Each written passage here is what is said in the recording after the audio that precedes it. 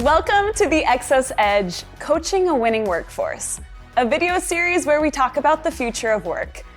I'm Michaela Foss, a senior virtual performance coach at Exos, and I'm joined today by Amanda Carlson-Phillips, Chief Performance Innovation Officer here at Exos. Today, Amanda and I are here to talk about how workplace well-being and sustainable high performance go hand in hand. So Amanda, what exactly is a workplace culture of sustainable high performance? So at Exos, when we think about a workplace culture with sustainable high performance, it means that culture, that company has employees that are ready for their moment that matters most.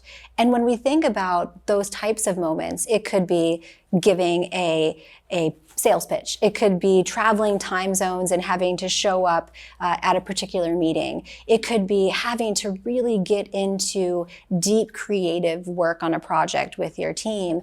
But a moment could also be, as a mom, being able to transition from work to being with my 13-year-old daughter and having the energy to be present with her. And so being ready for those moments means having the capacity in your brain and your body to really be able to perform. But it's not just about having the capacity, it's about being recovered enough to then tap into that capacity. So when we think about sustainable high performance, it is all about how do we ensure we have the capacity to be ready.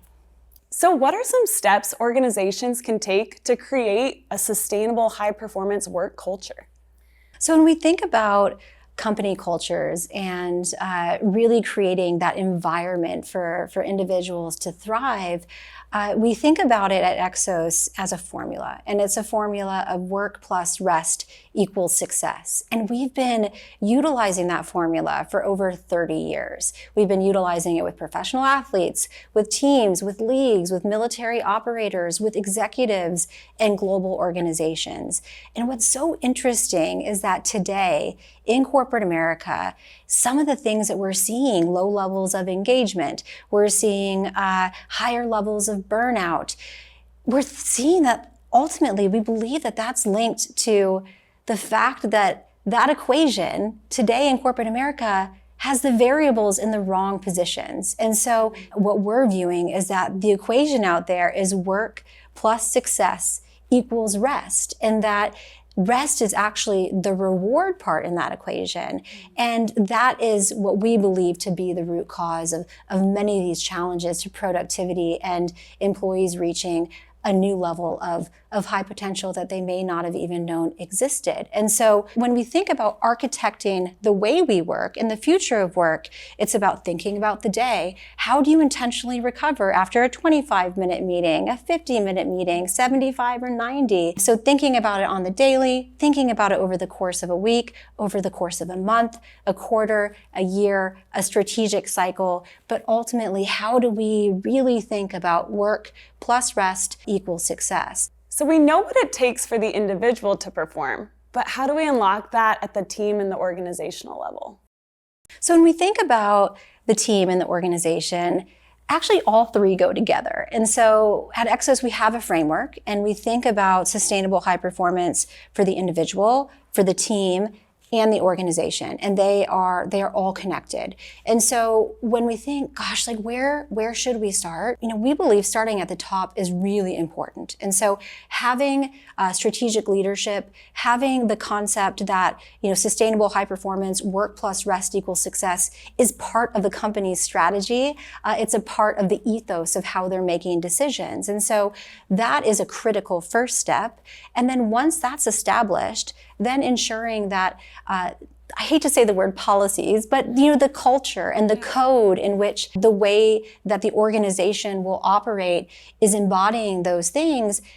And next, the leaders have to buy in and model that type of behavior. And so when you have it as a part of the strategy, it's a part of the ethos, it's a part of the culture, and leaders that are modeling, now you're starting to really not set the foundation, because those are the individuals taking action, but you're setting the tone.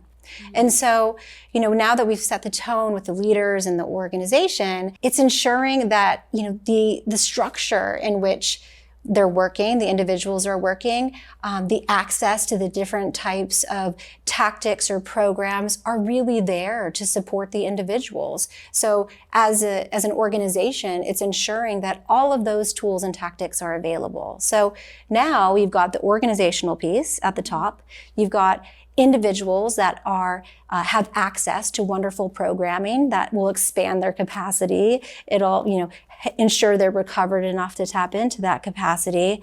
But the middle layer, this layer cake of the team, I think Exos thinks is one of the most critical layers, because you can have the greatest strategy and have all the things available, but the environment and the teams in which these individuals work within have to be supportive of that. So managers, people leaders, how are they really embodying these principles within the way that they lead their teams? How are they, really thinking about expanding that capacity of the brain and the body, ensuring they're recovered enough to tap into that capacity, and creating within their team environment this sense of belonging, this sense of psychological safety, this nod to, flexibility, autonomy, where managers and the team itself is acknowledging that you might recover in a certain way. From an organizational standpoint, thinking about it at the top and the strategy, ensuring you get that middle layer with the team,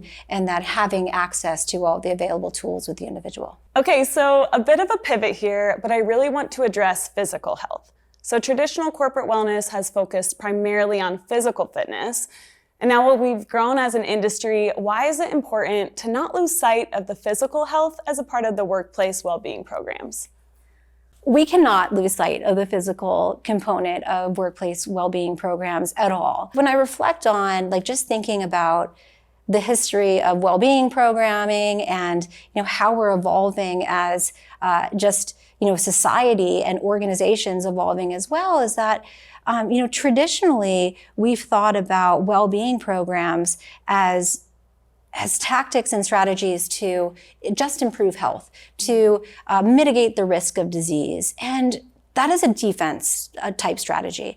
And so, the way that I see it and the way we see it is that there's an opportunity to really get on the front foot, to really think about a strategy of offense when we get into kind of this next era of corporate America. And so, we see, another set of silos really coming together.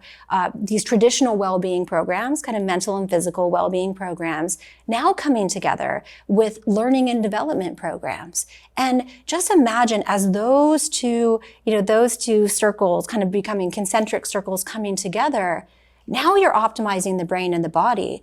And our research is showing that when you layer on the additional skills that learning and development programs are teaching, you're having greater adoption and greater results. And so I really think that the future of not abandoning physical well-being is thinking about it, how do we help this human have more capacity? How do we then layer on the traditional L&D aspects, and helping this individual now attain new heights at work that they just didn't know were possible. Yeah, I think historically as a coach, oftentimes when clients came to us or people in the workforce were looking for our support, it was, here's your fitness program. I want you to work out Monday, Wednesday, Friday, and here's the exercises you do.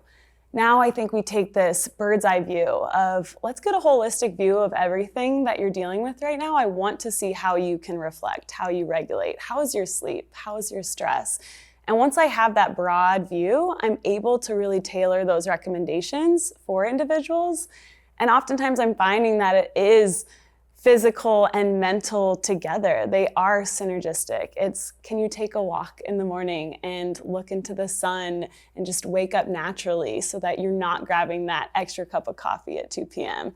Can you take a recharge break where you're focusing on some breath work to either upregulate or downregulate? And maybe we're doing balancing exercises because we know that standing on one foot helps you get some flow and creativity in your life. So it's how can we incorporate the physical side and the mental side, link them together, and just really set people up for success without it feeling like we need to add more and more to their plate, but rather how can we help supplement what you're already doing and just make you the best that you can be so that you can go show up for those moments that matter. For sure. And I mean, that's what we've really found, in studying our own readiness culture code is we've taken these traditional tactics, as I've said, and, the outcomes of more physical fitness, better fueling, better sleep, not just for an improvement in health and well-being, but showcasing that those actually are directly correlated to productivity at work, ability to focus at work, finding flow state at work. So